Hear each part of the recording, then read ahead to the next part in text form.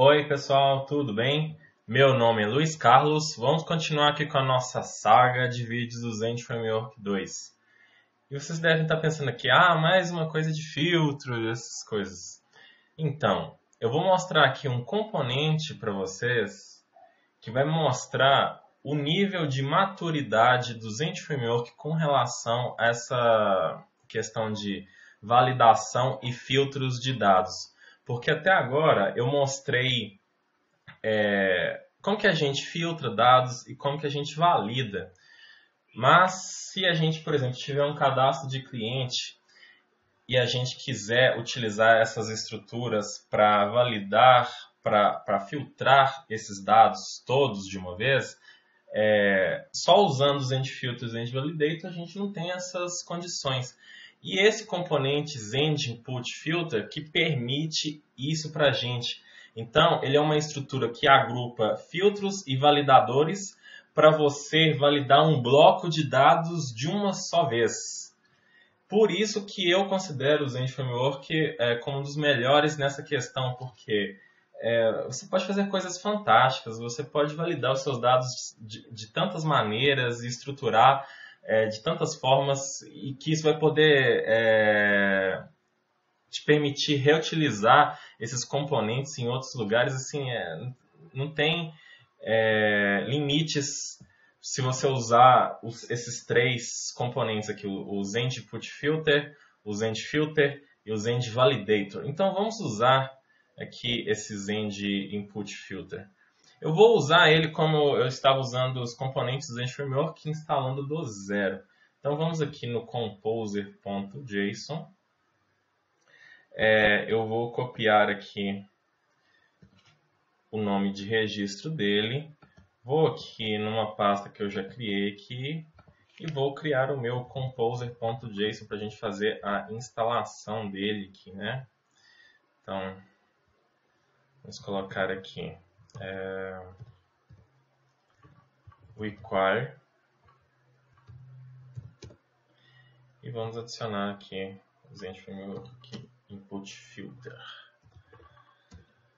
Pronto. Agora vamos executar aqui o composer install. Diferentemente de outros, ele já, em vez de dependências de desenvolvimento, ele já tem dependências padrões aqui, que são, né, o que a gente usou.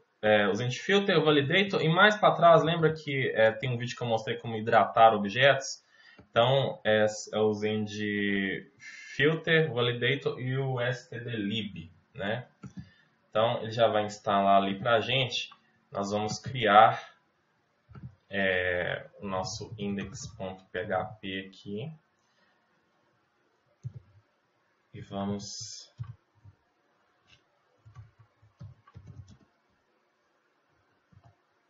carregar o nosso autoload aqui.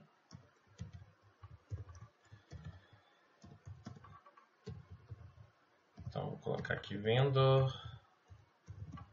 Se vocês têm acompanhado, você está careca de saber isso aqui, né? vendor/autoload.php. Agora, como é que a gente faz para criar um input filter? Nós vamos fazer assim.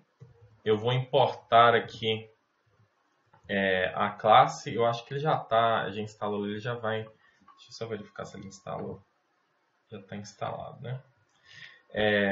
A classe para a gente criar os nossos input filters é ZendInputFilter e InputFilter. Aí agora vamos imaginar que eu tenho um cadastro de cliente que tenha nome, sobrenome e endereço. Só esses três campos, né? A gente não precisa de muita coisa. Então a gente vai pegar e criar uma classe assim: cliente InputFilter extends InputFilter, que é esse InputFilter aqui. Pronto.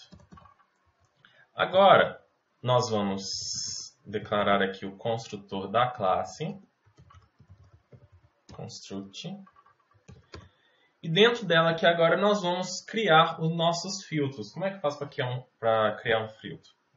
Eu venho aqui, coloco this, add, vou passar um array, e aqui eu vou definir um campo. Aí eu vou passar o nome do campo qual que é o primeiro campo que a gente vai definir? Nome. Aí aqui agora eu posso adicionar filtros e validators. É o que a gente viu nos outros vídeos, né? A gente pode adicionar filtros e validators. Aqui ele deu um errinho, eu não coloquei vírgula aqui. Então, essa é a estrutura básica para a gente adicionar os nossos filtros. Se, por acaso, esse campo aqui no nosso cadastro, ele é obrigatório, então a gente vem aqui e coloca assim, require true. Se, por acaso, o campo for facultativo, a gente coloca false para que ele não vai validar o campo quando for questão de vazio ou não. Então, vamos declarar filtros e validators aqui agora. De filtros, a gente pode validar, filtrar. Vamos supor que o usuário às vezes digita espaço em branco no começo do nome e depois do nome, né? Isso vai causar uma confusão depois se a gente for consultar esses dados. Então, o Zend Framework tem um filtro que é o string trim. Então, para declarar um filtro, eu declaro mais um array e coloco o nome da classe do Zend Framework. Não precisa colocar o caminho todo não, o Zend Framework já entende. Então, colocando aqui string trim, ele já vai validar o dado. Se eu quiser, por exemplo, escapar de tag HTML, eu venho aqui, coloco mais um name, coloco strip tags, que ele vai tirar qualquer tipo de tag HTML do meu cadastro. Bom, quando a gente for fazer o processo de validação e filtro dos nossos dados e tudo mais, primeiro ele filtra, depois ele valida. Então, considerando aqui que ele passou pelo filtro de string trim e strip tags, aí agora vem as nossas validações. As validações são declaradas do mesmo jeito. Eu coloco mais um array, coloco o name e coloco o nome dela. Tem uma validação que é legal, que é o not empty, que verifica se o campo está vazio, no caso dele ser requerido, né? Então, aqui no caso da validação agora, o que eu posso fazer? Eu posso adicionar mensagens de validação. Então, eu vou adicionar aqui um options, que são as opções dos validadores, e vou adicionar aqui messages. Messages também vai ser um array. E aqui agora eu passo a key do erro e qual vai ser a mensagem de validação para ele. Para eu saber aqui, o que eu faço? Eu uso o próprio validador. Então eu vou colocar aqui Zend validator, not empty, 2 pontos. Vai ser esse aqui, ó, is empty. Então significa se ele for vazio, eu vou mostrar assim, campo obrigatório. Pronto. Agora vamos adicionar mais outros 2 campos aqui, né? Vai ser o sobrenome e o endereço. Sobrenome e o endereço. No caso do sobrenome eu vou manter do mesmo jeito. E aqui no caso do endereço eu vou manter o filtro, mas ele não vai ser obrigatório. Então eu vou colocar aqui como false. E eu vou tirar o validator, que eu não preciso validar. Pronto, meu input filter está criado. Imagina como se fosse um cadastro de cliente aí. Agora, como é que eu faço para usar esse input filter? Eu chego aqui e faço assim, input filter é igual a new cliente input filter. Agora eu tenho que passar os dados para serem validados. Então, input filter set data. E aqui eu passo meus dados. Então, o que eu vou fazer aqui? Vou passar assim. nome vazio, sobrenome vazio e endereço vazio também. Pronto. Agora eu preciso validar esses dados para que a gente saiba se os dados são válidos ou não e também pegar as mensagens de erro. Então, como é que eu faço isso? Eu vou colocar assim: se input filter is valid e o else para não válido. Então, aqui eu vou colocar o seguinte: um print r input filter get messages. Isso aqui vai mostrar para a gente os erros que houverem, porque o isValid aqui vai dar false. Agora, se por acaso o input filter for válido, então quero mostrar os dados. Então, eu vou colocar assim: input filter get values. Values? Eu sempre confundo isso aqui. Deixa eu só confirmar. Input filter. Input filter. Como é que eu faço para pegar? É o base input filter.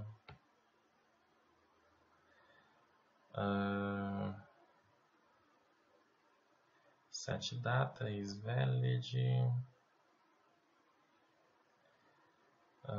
Get value. Get values. Get values.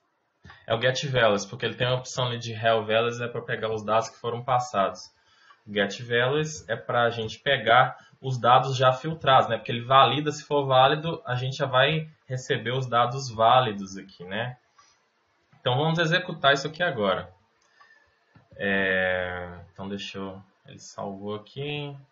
E agora vamos dar um clear.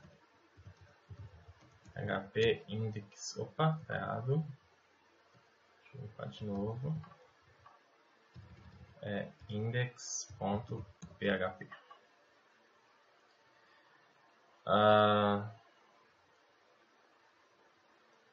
Ele deu, deixa eu ver aqui o erro. Not found. Eu tenho que acrescentar também aqui o Service Manager. Então, vamos vir aqui no Composer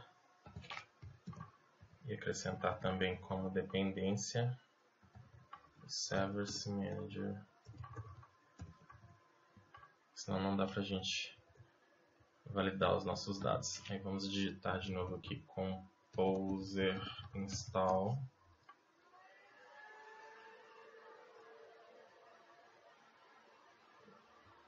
Acho que eu não salvei aqui. Deixa eu executar de novo.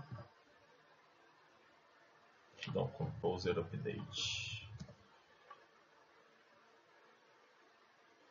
Deixa ele rodar o Composer ali. Porque assim, ele usa o Service Manager ali para agrupar as classes de validadores e de filtros. Então ele precisa do Service Manager ali. Pronto, já instalou o Service Manager aqui. Agora vamos limpar a tela. Vamos rodar de novo. Pronto, ó. Não foi válido, né? Vejam só que o endereço estava vazio, mas como ele não era requerido, ele não entrou aqui, né? Então ele me retornou o nome e tenho uma mensagem de validação que é campo obrigatório, isEmpty, e o sobrenome também a mesma coisa. Agora vamos brincar aqui um pouquinho com esses dados. Vamos adicionar aqui um espaço e um espaço aqui. Vamos adicionar alguma coisa melhor, né? Vou colocar assim, Luiz Carlos, com espaço e espaço no final. Vou colocar aqui Diniz, né? Ele vai ter que mostrar o Luiz Carlos sem espaço no começo e no final e o Diniz a mesma coisa, né? E no caso o endereço também, vou colocar assim, Rua X. Agora, vou botar de novo. Bom, aqui não parece, mas os campos aqui foram, além de validados, né, que agora ele não mostrou nesse formato aqui, mostrou os dados já validados, não estão com espaço em branco. Vamos conferir? Eu vou colocar assim, data é igual a getValues, que é um array, e eu vou colocar assim, echo data nome é igual a Luiz Carlos. Ou seja, se for dessa maneira que ele vai mostrar ali na tela, né? Então vamos fazer aqui só para a gente conferir. Bom, mostrou significa que esse Luiz Carlos aqui que estava com espaço na frente aqui no final também, ele validou e filtrou os dados, né? Então, com essa estrutura aqui eu consigo colocar todos os campos de um cadastro no mesmo lugar, validando vazio, e-mail e número e qualquer coisa que nós quisermos. E também em qualquer framework que você usa aí, né? Nesse caso aqui, para setar os dados, imaginem só que eu use aqui um post, né? Ou que eu use um get, né? Para os dados virem lá do meu cliente, né? Eu use os dados da requisição para serem validados. Então é isso aí, pessoal. A gente termina esses vídeos aí de validações. E espero que vocês brinquem aí e tal. E vamos para os próximos vídeos. Até a próxima!